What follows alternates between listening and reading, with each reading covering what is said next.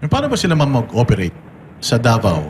Lalong-lalo na itong party list nila, yung ACT teachers. Oo, ang Makabayan kasi 'di ba is Bayan Muna, Anak Pawis, Gabriela, Kabataan, tsaka ACT teachers. Ang malakas sa Davao ay noon nung nandiyan pa yung mga leaders nila, Bayan Muna, Anak Pawis, tsaka Gabriela.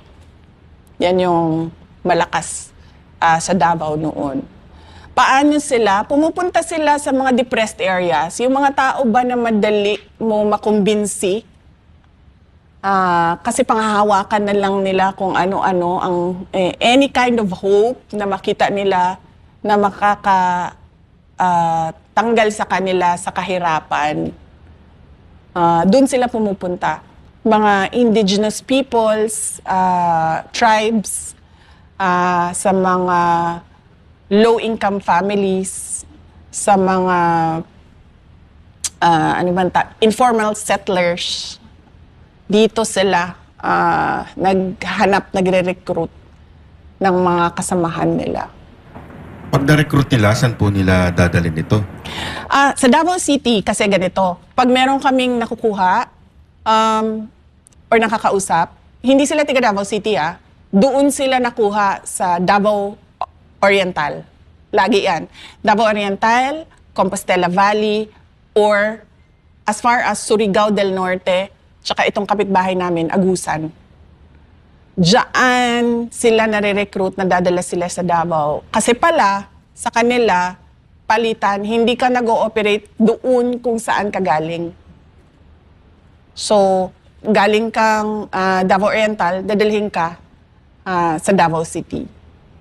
So, ganun ito yung sa mga armadong grupo nila sa NPA. So, ang nagre-recruit before sa inyo, itong mga party list, tapos isasali nila dito sa teroristang grupo na NPA.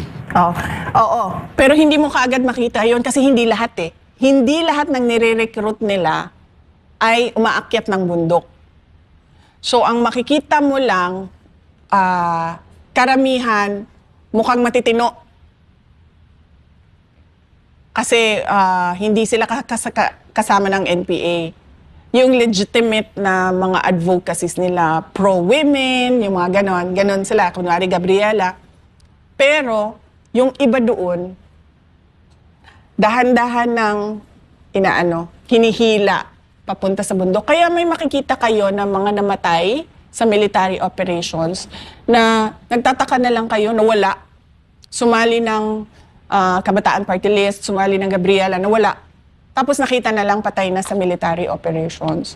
Kasi yun yung mga ni-recruit galing doon sa, kumbaga, tinatawag nilang legitimate organization namin. Galit sila kasi hindi ko pinapayagan yung ganon. Galit sila kasi hindi mo talaga ako madala na pwedeng sabihin mo na lang tulad ng ibang mayor na tumahimik ka na lang or takutin tulad ng ibang mayor na parang, hindi ka mananalo dito sa lugar namin kung hindi ka magbabayad. Sa akin, hindi. Okay na matalo ako. Hindi lang ako sasama sa kausa, sa cause ninyo. Pero bilang mayor ng Davao City, gaano kayo kakritikal dito sa mga sa mga organisasyon na to?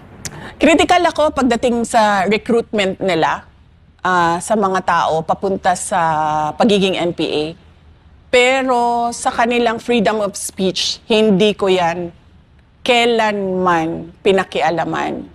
Pinapabayaan ko sila magsalita, magprotesta, at kung mag-rally, magprograma sa Davao City.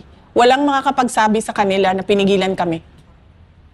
Doon lang ako nagre-respeto sa freedom of speech. Labas doon, yung mga illegal na ginagawa nila bilang isang terrorist organization ng mga NPA, hindi talaga ako tumatahimik.